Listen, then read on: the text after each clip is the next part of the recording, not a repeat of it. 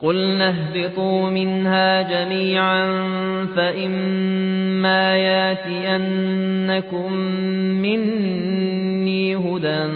فَمَن تَبِعَ هُدَايَ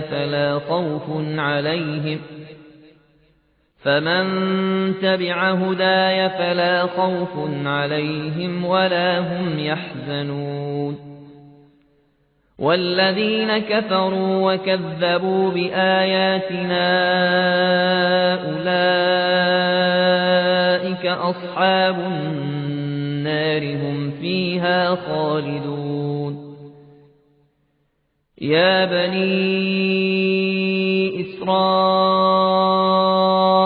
اذْكُرُوا نِعْمَتِيَ الَّتِي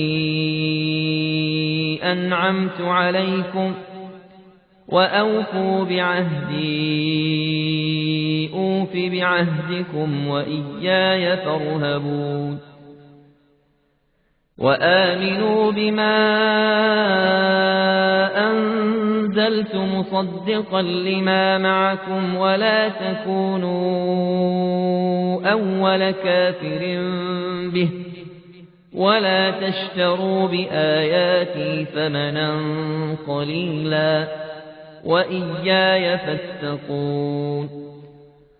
وَلَا تَلْبِسُوا الْحَقَّ بِالْبَاطِلِ وَتَكْتُمُوا الْحَقَّ وَأَنتُمْ تَعْلَمُونَ وَأَقِيمُوا الصَّلَاةَ وَآتُوا الزَّكَاةَ وَارْكَعُوا مَعَ الرَّاكِعِينَ أَتَأْمُرُونَ النَّاسَ بِالْبِرِّ وَتَنسَوْنَ أَنفُسَكُمْ وَأَنتُمْ تَتْلُونَ الْكِتَابَ أَفَلَا تَعْقِلُونَ